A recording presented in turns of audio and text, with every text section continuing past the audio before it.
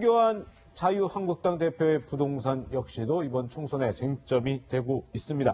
서울 종로 빅매치라고 우리가 여러 번 얘기했는데 초반은 지금 부동산 싸움이 되고 있네요. 네, 결과적으로 그렇게 돼버린 거죠. 예. 이게 이제 일종의 관례 비슷한 거로 지금 이제 돼 있습니다. 그래서 대부분. 이제 어떤 특정 지역에 출마하게 되면 예. 주소를 이제 보통 그쪽으로 이제 옮기거나 그렇죠. 뭐 예. 집을 사거나 네네. 이제 그건 이제 정치적인 의미가 있죠. 그 지역 유권자들을 향해서 제가 앞으로 여러분들과 함께 살겠습니다. 네. 안 그러면 그냥 어디 뭐 저 그냥 이렇게 철새가 왔냐 뭐 이런 식의 이제 반응들을 보인다는 거죠. 네네. 유권자들이.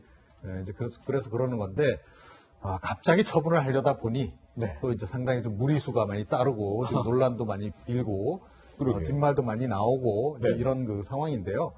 글쎄요, 뭐 굳이 이럴 필요까지 있을까 이런 생각이 들어요. 일단 네네. 뭐 전세로라도 살면 되는 거 아닙니까? 네. 주소 이전은 그렇게 해놓고 그냥 천천히 처분하시는 게 좋지 않을까. 이것도 너무 속보인다. 네네. 이런 생각입니다. 네. 네. 변호사님 보니까 네. 뭐 황교안 대표 같은 경우에는 2주택자라서 지금 당장 팔 수가 없다고 하는데 그럼 어떻게 해야 하는 건가요? 그건 뭐 본인이 알아서 하시겠죠. 그러니까 앞서 이종훈 평론가가 하신 말씀대로 이게 중요한 거예요, 사실. 네. 그러니까 이낙연 총리나 전 총리입니다. 예. 황교안 현 대표는 예를 들어서 최근 정부 들어가가지고 부동산에 급등했잖아요. 예. 거기를 올라타기 위해서 예. 뭐 누구누구처럼 예전에 청와대 대표였던 어떤 사람, 다른 사람들처럼 야 이거 단기간에 시세 차익 해볼까 뭐 이랬으면 모를까. 네. 보면은 이낙연 전 총리도 거기 굉장히 오래 사신 것 같아요. 오래 살았죠. 그렇죠. 예. 그다음에 황교안 현 대표도 그 동네 오래 살았고. 네네. 그럼 예전에 거기서 털을 잡고 살았는데 시간이 흐르다 보니까 이게 가격이 올라서 시자체가 오른 거거든요. 네. 본인의 투구 의사랑 상관없지. 예. 그런데 이제 종로를 출마한다는 이유를 하나만 가지고 아파트를 꼭 뭐 본인이 자유롭게 판다면 본인의 선택인데 네. 뭐 팔면 파는 거고 뭐 이낙연 전 총리도 황교안 대표도 그렇고 설사 그 아파트를 팔지 않고 보유한다고 해서 그걸 가지고 우리가 비난할 일은 아니다. 그리고 이게 만약에 팔고 안 팔고가 총선의 쟁점이 된다면 뭐 대도 할 수 없는 건데 그 정도로 아직 저는 우리 정치 문화가 성숙하지 않았다는 저는 하나의 징표를 봅니다. 아, 그래요? 이게 저는 본질이 아니라고 보거든요. 네. 본인들이 강남의 아파트 보유한 그런 부분들이요. 네. 어쨌든 뭐 서울 종로에 출마하는 두 사람 이제 부동산 처분에 나서고 있는데 두 사람 서울 종로에서의 행보는 어떨까요? 저희가 영상으로 준비해봤습니다. 보시죠.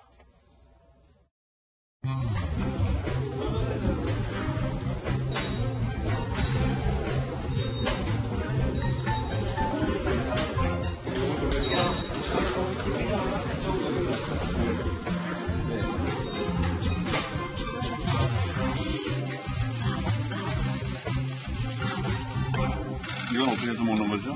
네, 그 앞에 간장 발라서 드세요. 그래? 같이 발라서 잡으세요.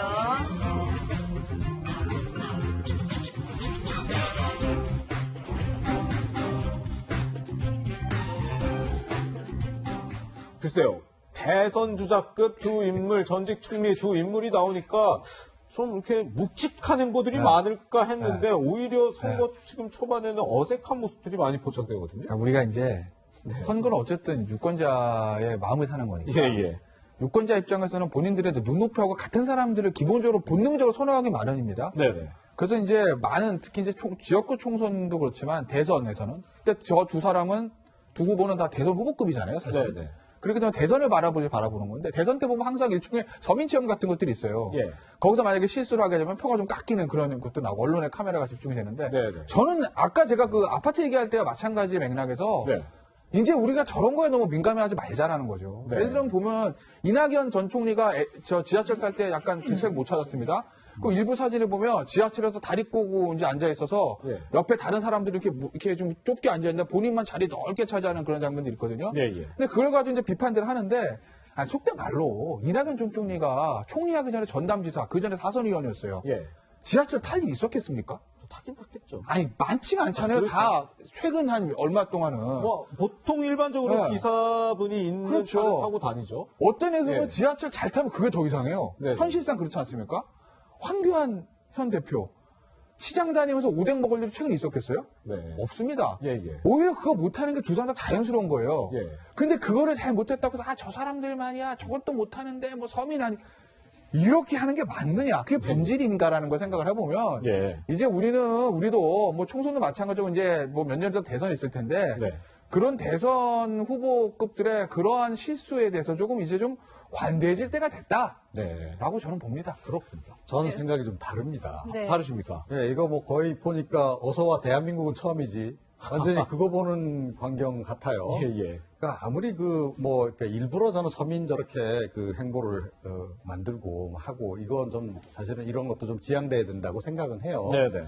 자, 그런데 아니 한국에서 정치하시는 분들이 그러니까 서민들이 어떻게 살고 있는지 제가 보기 서민도 아니에요. 중산층이 어떻게 사는지조차도 모르니까 저런 일들이 벌어지는 거라고 저는 생각하거든요. 예, 예. 저거는 좀 문제다. 그리고 정 모르겠으면 아니 사전에 좀 예행 연습이라도 하는 그러니까 뭐 자기 식구들끼리 그 선거 캠프에 있는 사람들끼리 가서 미리 예행 연습을 좀 한다든지 하는 네. 정도의 성의 표시는 좀 해야 되는 거 아닌가요?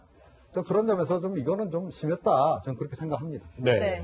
평론가님 좀 다른 얘기 해보면은 황교안 대표가 전날 또 언행으로 또 구설수에 올랐더라고요. 보니까 1980년에 어떤 사태로 학교가 휴교됐다 이런 발언을 했는데 이게 5.18 비하 발언 아니냐 이런 논란이 있는 것 같아요. 그렇죠.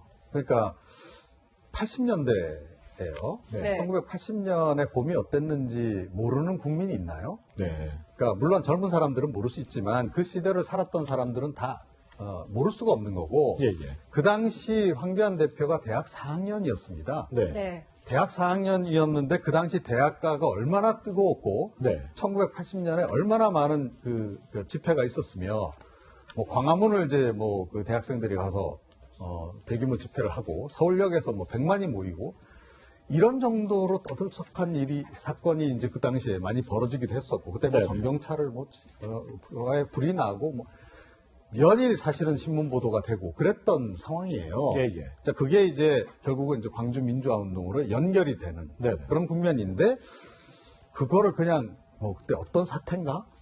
라고 이야기할 정도의 사소한 일로 이야기를 할 수 있는가? 그 부분 하나 예, 예. 걸려 있고요. 그 다음에 이제 사태라는 표현이에요.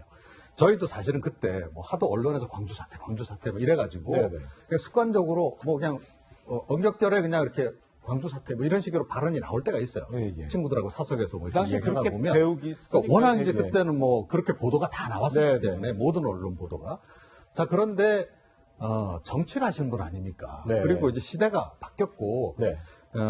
광주 사태라는 표현을 안 쓰기 시작한 지가 얼마나 오래됐어요. 그렇죠. 5.18 광주 민주화 운동으로 개념 규정이 됐고 네네. 그건 뭐 보수 정권 하에서도 그렇게 해서 뭐 기념식도 계속 이제 이루어져 왔고 네. 그런 상태인데 그것도 다른 지역도 아닌 종로에 출마하시는 분이 그때 상황을 제대로 인지를 못해서 저런 식으로 표현한다?